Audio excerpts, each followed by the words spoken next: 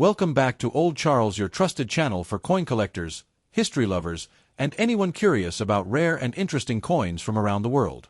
Today, we are diving deep into the Canada 1-cent coin from 1973. We'll explore its history, mintage details, design features, condition grading, and of course, its current value in today's market. So, if you own a 1973 Canadian penny, stay tuned, because this might be more valuable than you think. Let's start with the history. The Canadian 1-cent coin has been around since 1858, but the modern version that many of us recognize began in 1920, featuring King George V.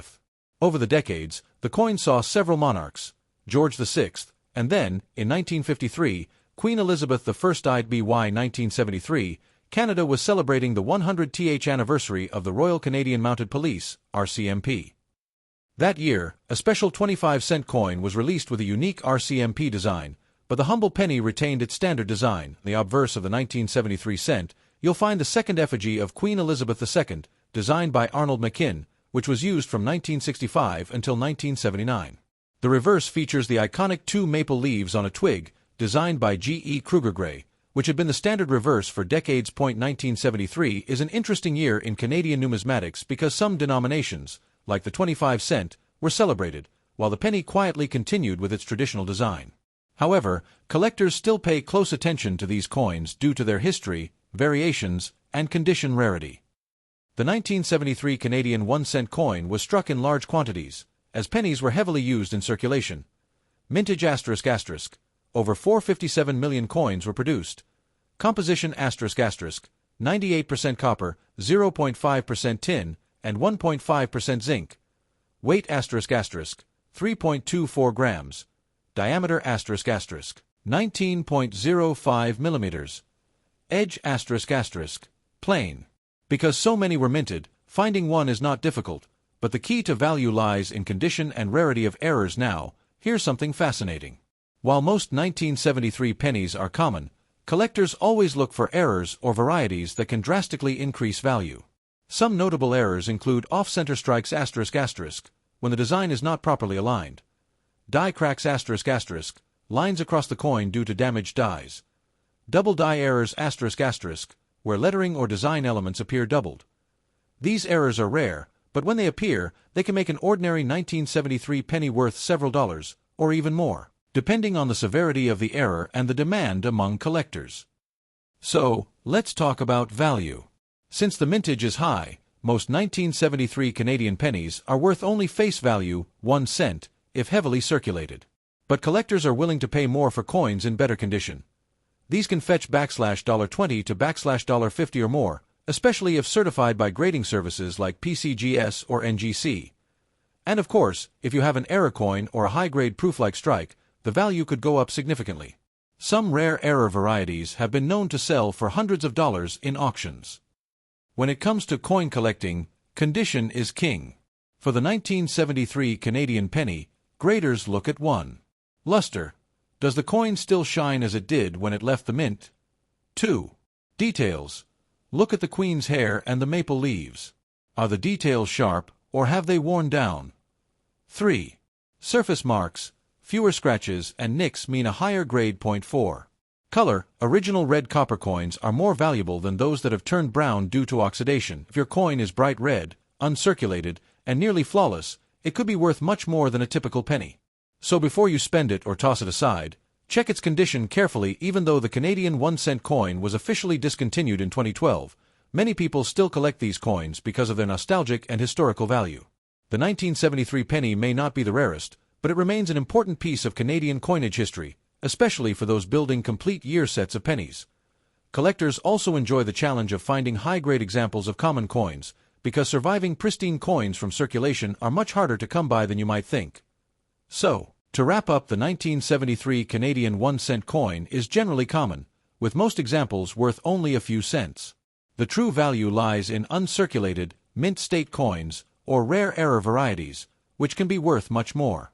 Condition and grading make a huge difference, with top-quality examples fetching strong collector interest. Check your change jars, coin albums, or old family collections. You might just find a shining 1973 penny that's worth holding on to. To truly understand the significance of the 1973 Canadian 1-cent coin, we need to take a step back into the broader history of Canada's currency. The Canadian penny has its roots going back to the mid-19th century. Before Canada had its own decimal coinage, people used a mix of British coins, American cents, and even Spanish pieces of 8 in everyday transactions. It wasn't until 1858 that the province of Canada officially struck its own 1-cent coin, modeled on the British penny but adjusted for Canadian trade. As the decades passed, the penny became one of the most recognized and widely used coins in Canadian commerce. It was small, convenient, and essential for everyday transactions, especially in the early 20th century, when prices for many goods were in the single cents. By the time of Queen Elizabeth II's reign, the penny had already seen several monarchs on its obverse, and then, beginning in 1953, Queen Elizabeth II, the design of the Canadian penny went through many changes. But the most iconic design was introduced in 1937, during the reign of George VI, the 2 maple leaves on a twig. Created by G.E. Kruger Gray. This design became the symbol of the Canadian cent for over 70 years. By 1973, the coin still proudly carried this maple leaf design, a reminder of Canadian identity, resilience, and natural beauty. Now, what made 1973 particularly significant in Canadian numismatics? While the penny itself didn't receive a special commemorative design, other denominations did. In that year, Canada celebrated the 100th anniversary of the Royal Canadian Mounted Police, RCMP. A special 25-cent coin was issued showing a mounted officer in full uniform. This celebration made 1973 a standout year in Canadian coinage history, and it naturally drew collectors' attention to coins of that year, including the penny. Even though it retained its traditional design, it's also important to note the economic context of the early 1970s. Inflation was rising, and the buying power of the penny was already beginning to decline. In the 1950s and 1960s, you could still purchase small candies or postage stamps with just a few pennies, but by 1973, its usefulness was starting to fade.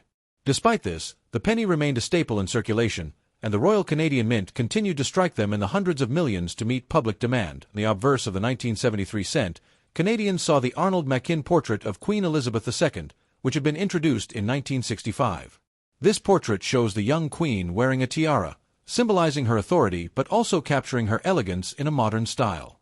This effigy would remain in use until 1979, making 1973 part of that era of coinage that many Canadians still remember vividly.